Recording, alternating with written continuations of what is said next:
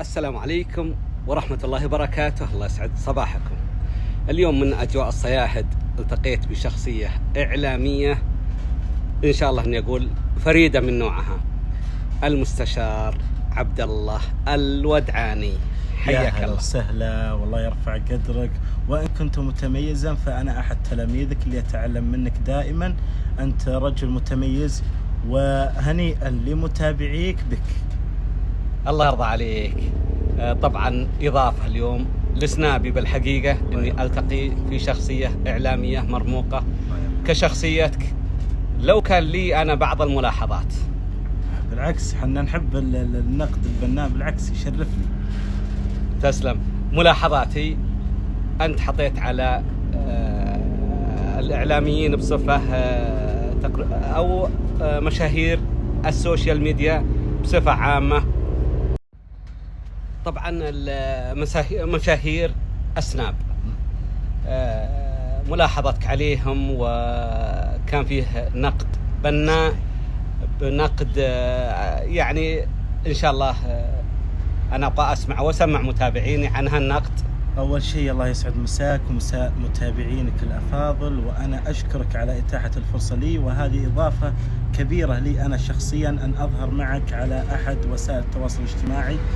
فعلا أنا كنت أتكلم قبل أيام على قناتي في اليوتيوب، ضحت سلسلة حلقات قضايا مجتمعية عن مشاهير السوشيال ميديا بشكل عام، وأيضا نزل منها جزء على التيك توك. طبعا مشاهير السوشيال ميديا لهم أثر. طبعا أستاذ غنام، أنا سبق أن تكلمت عن القناة الإخبارية عن مواقع التواصل الاجتماعي. الآن هي الجيل الجديد من الإعلام اللي لابد أن يكون تحت اهتمام وزارة الإعلام بشكل كبير جدا. أنا دائما أقول كل مشهور مؤثر على المجتمع، أما إيجابا أو سلبا، لأن هناك من يقتدي فيه، سواء من صغار السن، سواء من المراهقين أو من غيرهم حتى من الكبار. فإن سعى على نشر الوعي والثقافة في المجتمع فيكون مجتمعنا مجتمع متميز ولائق ويتقدم مواكبة مع رؤية المملكة 2030. وإن سعى وحرص على أن ينشر ما يخالف الشريعة الإسلامية أو ما يخالف العادات والتقاليد والعرف المجتمعي أو ما يخالف توجه الدولة، فهذا له تأثير خطير جدا. فهو يتابع ما لا يقل عن 200 300 ألف، هذا بالقليل، يعني بعضهم حتى في 3 و4 مليون متابع. فكون أنه يأثر سلبا على هذا المجتمع، لابد نحن كواعين أن نضع له حد. يعني أنا حتى تكلمت في القناة اللي تكلمت عن الموضوع هذا، كنت أقول في عام 2000 تقريبا 5 إلى 2011 كنا نرى المفحطين يعني مستفحلين في عملية التفحيط، وكان له أثر خطيرة من حوادث ومن قتل ومن غيره. لما وجدوا رادع قوي ومحاسبة ومتابعة ولم يجدوا جمهور يشجعهم على فعل الخطأ، شفناهم يتقلصون إلى أن أصبح شبه منعدم في المجتمع أن تجد أحد يمارس هذه العادة السيئة.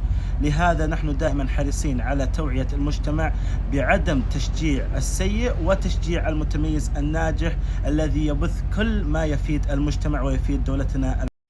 طبعا كان في فاصل، وقفنا شوي ورسمنا وعدنا لكم مع المستشار الإعلامي عبد الله الودعاني. الله يسعدك أبو ريان، أنت شخص خطير صراحة، يعني ما شاء الله عليك. جبتنا كشباب بالكابات وجبتنا وحنا مرسمين، فهذا تنوع جميل وحتى يمكن يسعد المشاهد. طبعا وقفنا آخر شيء أنه متابعة مواقع التواصل الاجتماعي لابد تعنى بها وزارة الإعلام، ولا نقول أنها مقصرة، بالعكس قدمت الجهود الطيبة تحت رعاية معالي الوزير الإعلام المكلف الدكتور ماجد القصبي، وحريص جدا على تطوير كل ما يخص قطاع الإعلام في المملكة.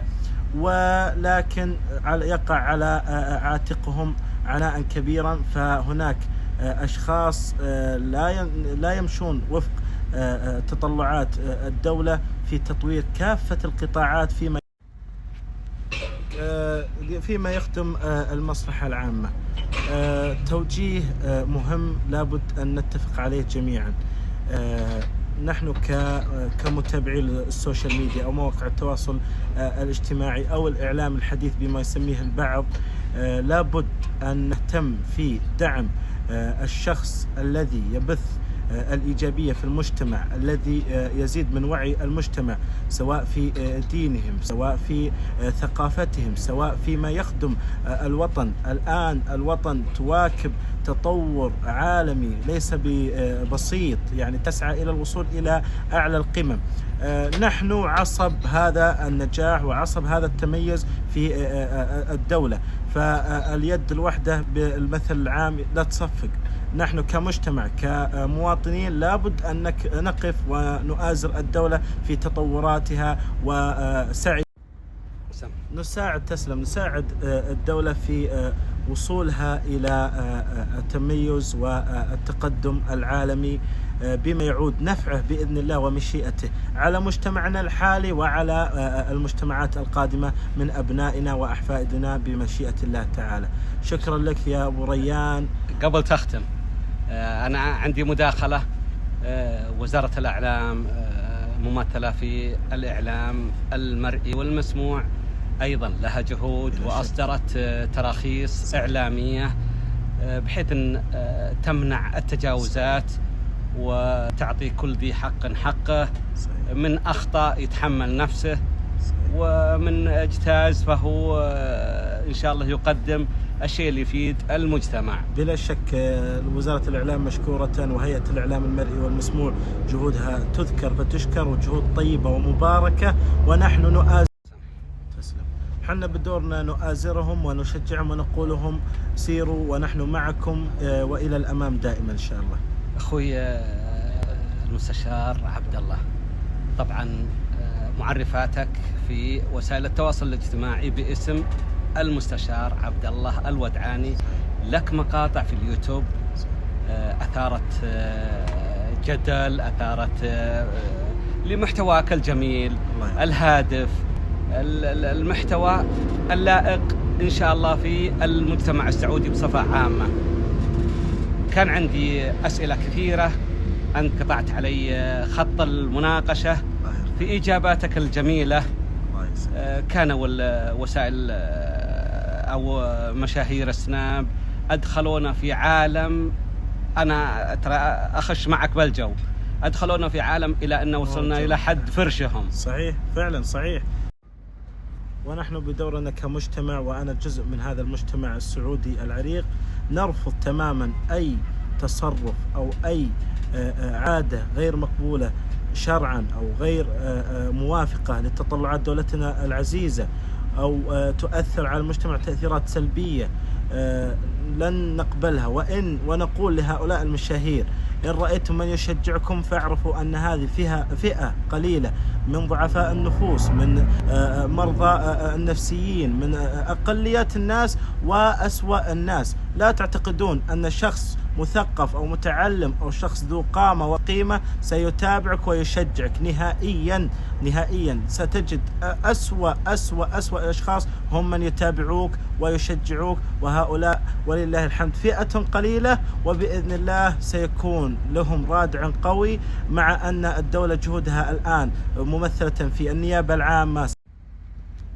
طبعا يعني جهود الدولة مشكورة ممثلة في قطاعاتها المختلفة، سواء النيابة العامة، سواء وزارة الداخلية، سواء وزارة الإعلام، وغيرها من قطاعات الدولة التي تعنى دائما بما يقدم للمجتمع السعودي العزيز، وأيضا حتى ما ينقل صورتنا إلى من يتابعنا من الخارج.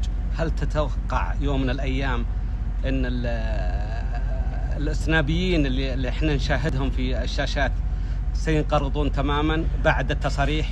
أنا لا أتوقع، أنا متأكد وأجزم أن ما دام يحكمنا مولاي خادم الحرمين الشريفين وسمو سيدي ولي العهد ورجالاتهم البواسل في كافة الوزارات الذين يحرصون في تطوير كل قطاعات الدولة صغيرها وكبيرها، سيحرصون على أن يمنعون أي شخص أن يظهر بصورة سيئة أو تنقل صورة ليست بصورة. لن يقبلوا بأي شخص أن يشوه سمعة المجتمع السعودي العظيم فلهذا أنا أجزم أنهم سيحاربون وبشكل كبير جدا. والشخص المتميز الناجح الذي يقدم ما يفيد مجتمعه ودولته سيلقى كل الدعم والتشجيع، سواء من القيادة أعزها الله أو من المجتمع السعودي الذي يسعى على دعم قيادته الرشيدة في تطورها. أنا كنت من أشد المتابعين لطرحك الجميل ومحتواك الجميل، واليوم الحمد لله أقول الحمد لله أني التقيت فيك وأخذت الكلمات اللي للأمانة شيء يثلج الصدر. أتمنى من الجميع أيضا متابعتك ومعرفة محتواك. وشرف لي والله أنك تظهر عبر سنابي. الله يرفع قدرك. أنا أشكرك صراحة أبو ريان، أنت قامة إعلامية كبيرة، متابع من جميع فئات المجتمع الذين يشجعونك ويحبون أمثالك، تقدم ما يفيد المجتمع، تقدم ما يفيد قيادتك. لهذا أنا سعيد وأتشرف، وإضافة كبيرة جدا لي أن أظهر معك عبر شاشة السناب شات. وأتمنى أن أكون ضيف يعني لطيف على متابعينك، وأن أكون قدمت ما يفيدهم وما ينقل صورة عن أخوهم الصغير، صورة طيبة لهم. فأنا أشكرك جزيل الشكر على هذه الفرصة وهذا الشرف الذي منحتني إياه. الله يرضى عليك. في محركات البحث اكتبوا المستشار عبد الله الودعاني، قامة إعلامية مفيدة وطنية. تلاميذك الله يرفعك. الله يرضى عليك. الله يطمئن. ويستاهل المتابعة. شكرا بحجم السماء. شكرا أخوي المستشار عبد الله الودعاني. الشكر لك والله يعطيك العافية، وإن شاء الله يعني نشوفك من أعلى إلى أعلى. أنت ما شاء الله وصلت إلى قامات عالية، أمثالنا يجتهد للوصول إلى مثلك وشرواك، فالله يعطيك الصحة والعافية يا رب العالمين. أنرت سنابي. الله يسعدك وشرفتني. شرف لي. شكرا لك. شكرا الله يسعدك. الله يسعدك.